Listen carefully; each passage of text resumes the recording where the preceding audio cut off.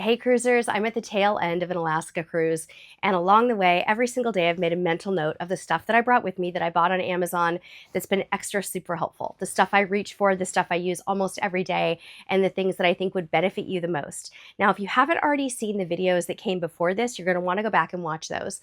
We have a pack with me video where I show you just about everything that I bought on this cruise or brought on this cruise, as well as kind of a 2025 packing guide. We also have a really comprehensive article that talks all about Alaska packing do's and don'ts. This is just kind of that mental list again from this particular trip of some things that I just absolutely could not live without. So we're on Discovery Princess. We're up doing a very traditional Alaska cruise, round trip Seattle. And the interesting thing about this week, the weird thing actually that's happened, is that we've had an unseasonably cold trip. We've also had a lot of really rough seas. So if the camera is shaking and going like this, which I kind of think it might be right now, that is why, because we still have 10 to 15 foot swells and the ship is definitely moving. So that has impacted some of my choices along the way. All the stuff that I'm going to be sharing with you, I'm going to link to it in the description, but I also like to pin things up to the top of the comments so that you can easily find them there. The first item I want to share with you guys was born out of necessity. We actually ended up buying these Carhartt slacks in a shop in Ketchikan because my husband's feet were freezing. Honestly, all of our feet were really cold. But the good news is they carry them on Amazon and you can probably find them at sporting goods stores. I'm going to go ahead and link to the men's version, and if I can find a women's equivalent, I will link to those as well. But these have been a lifesaver, and the funny thing is we bought a 2-pack and I've been wearing his socks almost every day too to keep me warm. These are so nice and so cozy. I absolutely love them. This next item you guys have totally seen before. It's this 20-liter foldable backpack that I got. It's the smallest, I think, foldable backpack that I have ever traveled with. It holds so much. This was my shore excursion go-to on all of our tours. When we went to the Yukon, we took this. When we went ziplining, we took this. We left it behind at the base camp, but we felt comfortable taking it and putting some bottles of water and things like that in it. So convenient, nice and small, a really nice neutral color, and everybody in the family has used it and worn it at one point or another, and I highly recommend that you take a packable backpack with you on your Alaska cruise. Next, if you saw my packing videos, you may know that I decided to take 2 raincoats with me along on this cruise. One of them was from Amazon and one of them is from another retailer, and I have loved and used both of them. I'm going to be doing a video after I get home on what I packed versus what I wore, and I do have one big jacket regret that I will share in that video a little bit later, but for now, I just want to show you these 2 coats and tell you they're both beautiful. My goal was to have a pop of color, and what do you guys think? Did I do okay?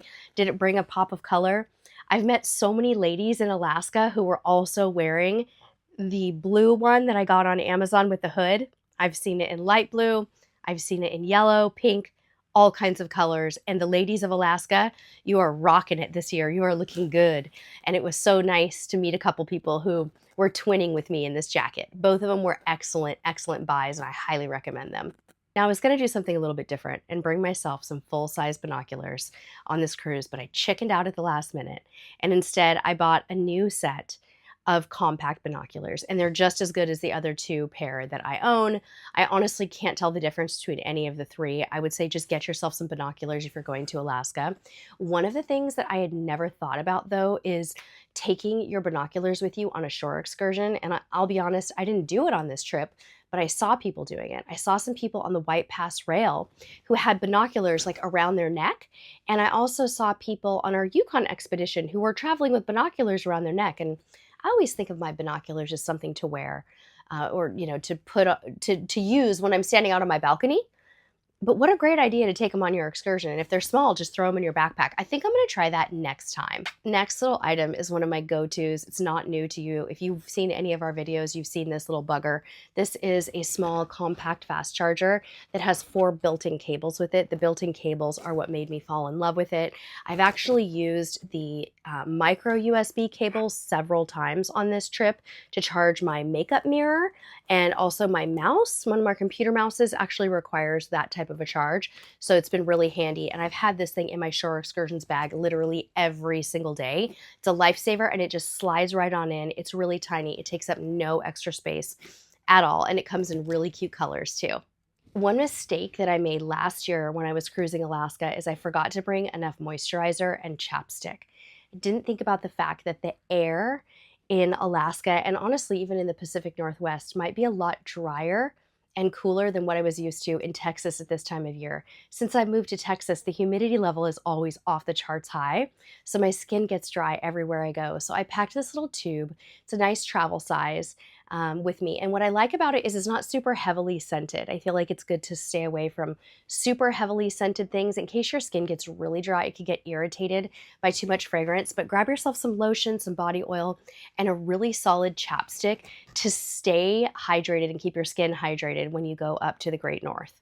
Sleep masks for me are non-negotiable anywhere I go. I've gotten to the point where I'm ridiculous, you guys. I pack 2 of them with me, and I'll actually use one in the hotel, and then I'll use a different one on the ship. I don't know what it is, but I have a habit of using the little gray one when I go to the hotel and the blue one on the cruise ship, but these are great. And remember that if you're cruising to Alaska during those peak summer months, that the sun is very likely going to be peeking through your curtains into the later evening hours, later than you've expected. So you might try to go to bed at 10 and see a little crack of light coming through the curtains, and that might bother you. It might make it hard to sleep if you have a balcony cabin or an ocean view. So grab yourself a sleep mask and you will thank me later. We went all in on bringing hand warmers with us on this trip, and I have loved them, but not necessarily for the reasons that I thought. So these are the hand warmers that I bought on Amazon a few months ago. They remind me of little hot stones. They actually feel like hot stones when you get a hot stone massage. You charge them up. I think that these might be USB-C if I'm not mistaken, and you just power them up. They have 3 heat settings, and then you can warm up your hands with them. A couple of other things you can do with them that I never thought of before. You can put them in your pockets. Just leave them in your pockets, and they actually kind of warm up your body a little bit. The other thing you can do, and I don't know if this is something that the product page recommends or not, so be careful. Make sure if you do this, you put it on the low heat setting. I actually popped them inside my socks for a few minutes when I crawled in bed to take a nap the other day. I could not get my feet warm. Is anybody else out there, when you go to Alaska, you just can't get your feet to warm up no matter what? That has been the theme of our trip. Our feet have been freezing the whole time, so we use these. But my husband, this is really funny, you guys. My husband took it to the next level, and he found adhesive toe warmers. They are so funny, but you actually stick them on. Where do you stick them? Let me see here. Remove the backing of the adhesive on the outside of your sock. Yeah, you actually put them on the outside of your sock. I saw him do it. I just couldn't remember where they were, if they were on the foot or the sock. He said that they worked really well, and I think they last for something like 6 hours. So those are an option. We also brought these ones along from last year. We tried them last year. These are hot hands. These are not sticky. They're like little pouches that are activated by the air, and these last for up to 10 hours. I did the same thing with these. I put them in my socks when I was getting cold and I wanted to just warm up my feet, and they worked wonders. So if you run cold, or if you think you're going to be in Alaska during a chilly season, like early or late season, grab some kind of a hand warmer. It's a really good investment. My travel slippers honestly go with me everywhere I go, but I've worn them quite a bit on this trip because the slippers that were provided to me here on the cruise ship were just way too big. I mean, like my feet were falling out of them big, so I didn't even bother to try them, and just use my little slippers every step of the way, and they were perfect. These are unisex. You can get them for men or women in just about any color you could ever imagine. Now, if I would have put money on whether or not I was going to get motion sick on these cruises that I'm on right now in Alaska, mid-May, early June, I would have said, no way, it's going to be calm seas. I was wrong, you guys. I ended up getting motion sickness on both cruises and have had to take my Bonine chewables 4 times. Count it, 4 times. We had 12 to 15 foot seas yesterday, and our first cruise is a little bit more rocky. This is honestly not the norm for Alaska, but you just never know when a storm is going to roll in. So I do recommend bringing some motion sickness medication with you. I happen to like the Bonine chewables because I feel like they absorb into my system a little bit more quickly, but they do taste a little bit chalky. So if you think that's going to bother you, just get the pills. Those are actually really small as well and easy to pack. You could always buy them in a gift shop or get some free motion sickness medication, but I can't guarantee that they're going to have the non-drowsy ones. So that's why I always pack my own motion sickness medication. And honestly, I wish I had more this time because I ran out last night, and this morning I felt woozy and I was out. So lesson learned, I'm going to bring a whole box next time. Of all the things I'm mentioning in this video today, my scarf and my beanie have probably been reached for the most on this cruise because, like I mentioned, super duper cold, not sure what is going on with the weather, but we were in the 40s pretty much every day for 2 straight weeks. So my beanie came in handy on the ship. I would even wear it sitting in the hot tub. I would wear it walking around, and then I would wear it out on shore excursions, on the open decks, you name it. The beanie was getting a lot of love, almost to the point where I almost washed it in my load of laundry because I was using it so much. Same with my big brand new peach scarf that I bought. Love this one because it's kind of oversized and ultra cozy. Feels more like you're wearing a blanket than it does a scarf. And I really love this one. And there's incredible color selections. I liked the peach. It didn't match everything that I was wearing. In fact, sometimes I felt like it clashed with both of my raincoats and I kind of blew it a little bit on that color selection, but otherwise it was amazing and I got a lot of use out of it, both with like a sporty look and also kind of an evening look too. I always travel with medications when I cruise, and these are the 2 medication kind of containers that I brought with me this time. My usual pouch full of miscellaneous things, cold medicine, cough drops in case we need it, pain reliever, and then of course a full supply of prescription and over-the-counter medications that you may or may not need. Hopefully you don't need it. We didn't end up needing a whole ton of this stuff, but at one point we needed ibuprofen, and we definitely stocked up on some vitamins that I had packed in this. So that's been something I've used pretty much every day, and I wouldn't change a thing with this. I like to take 2 different pouches. This has like individual size Alka-Seltzer fizzies in it, cough drops, and this has those smaller pills that you can fit into a little pill compartment, and they've both been working out great, and I've been using them pretty much every day. You guys, the camera's shaking so much. I can see it going back and forth, and there's just nothing I can do. It's so funny. If you saw our packing video, you might remember that I was bringing a lot of shoes with me on this particular cruise. I brought my hiking boots, I brought my tennis shoes, I brought some red pumps, and I brought basically 3 pairs of like sandals or wedges. I have loved every single pair of them. None of them was a mistake, but what I've worn the most out of all of them was probably the waterproof hiking boots because of the fact that it was so wet.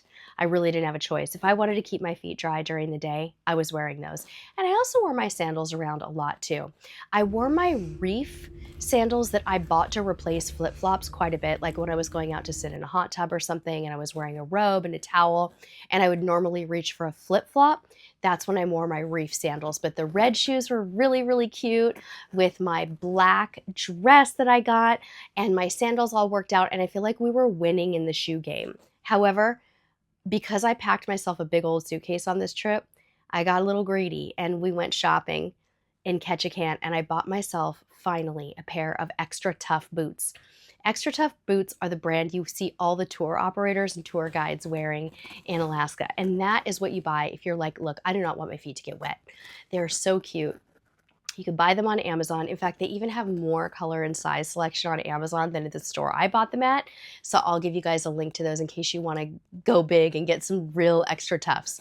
They kind of remind me of a Sperry duck boot, but they're totally a slip-on. You don't have to lace them up, and they look pretty legit. So I love them, and I did wear them around a little bit on the open decks yesterday when it was just pouring rain on the ship. We also bought a new USB hub for this trip. I just wanted to try this blue one. I have 4 or 5 of these USB hubs all over my house, but I like having a dedicated one that I can leave in sort of a travel bag, and this blue one just screamed Princess to me. Princess does still allow these, by the way. As far as I know, nobody's had issues with them. No one's gotten them confiscated from what I can tell, and I've loved mine. It has 3 USB ports and 3 USB-C ports. You plug it into one outlet on the wall and you're good to go. Definitely recommend one of these. Now, the oldest trick in the book, if you're a cruiser, is to get some magnets for the wall.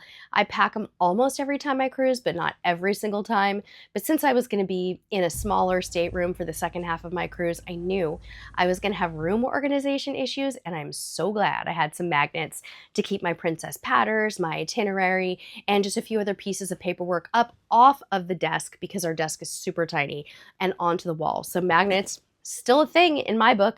I still love them. And lastly, oh my gosh, you guys, when you travel, are you the kind of person who's like super aware of the fact that you could get sick? Everybody is coughing on the airplane. You are surrounded by 4,000 people on the cruise ship. You're crammed into a bus maybe one day on a tour and you're like, I'm just waiting for the germ to get me. We definitely brought a few germ fighters on this cruise. We brought Liquid IV, the immunity type, and we bought the emergency like dissolvable crystals, and we've all been pumping it like crazy. So far, so good. Cross your fingers. We still have to fly home germ free, but I do recommend trying to boost your immunity and obviously take good care of yourself.